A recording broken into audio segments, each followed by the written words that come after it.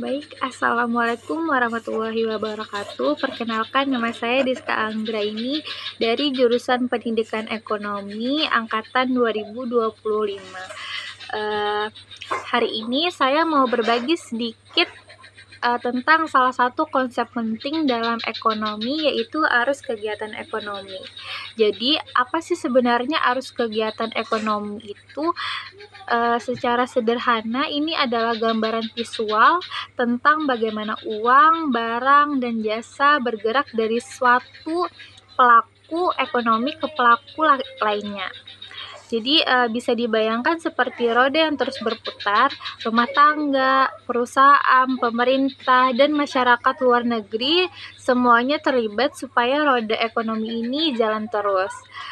Nah, dalam kegiatan ekonomi ini ada dua arus utama. Yang pertama itu arus barang dan jasa atau sering disebut arus real. Jadi ini itu terjadi saat rumah tangga menyediakan faktor produksi, misalnya tenaga kerja, tanah, dan modal ke perusahaan. Terus sebagai gantinya perusahaan menghasilkan barang dan jasa yang kita konsumsi sehari-hari. Lalu yang kedua ada arus uang atau arus moneter. Kalau tadi kita kerja di perusahaan akan membayar gaji. Nah, terus uang itu kemudian kita pakai untuk membeli barang atau jasa dari perusahaan. Jadi, uangnya terus berputar dari rumah tangga ke perusahaan dan sebaliknya. Nah, jadi inilah yang membuat sistem ekonomi terus hidup.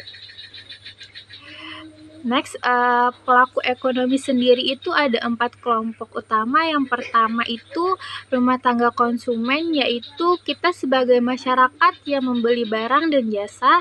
Terus yang kedua, rumah tangga produsen atau perusahaan yang mana ini menghasilkan barang dan jasa. Terus yang ketiga pemerintah, yang dimana pemerintah itu punya peran besar dalam mengatur, menarik pajak, dan membangun fasilitas umum. Dan yang terakhir, masyarakat luar negeri, yang dimana ini berhubungan lewat kegiatan ekspor dan impor. Jadi semuanya ini saling berkaitan dan membentuk sistem ekonomi yang saling bergantung. Nah, kalau kita lihat dari modelnya, ada dua jenis utama model. Yang pertama itu model sederhana yang cuma melibatkan dua pelaku, yaitu rumah tangga konsumen dan rumah tangga produsen. Sedangkan model lengkap melibatkan keempat pelaku rumah tangga tadi tuh, yang dimana tersendiri itu rumah tangga, perusahaan, pemerintah, dan masyarakat luar negeri. Model lengkap ini itu menggambarkan kondisi ekonomi yang sebenarnya terjadi di dunia nyata. Nah, nextnya mungkin ada yang bertanya kenapa sih diagram ini itu penting?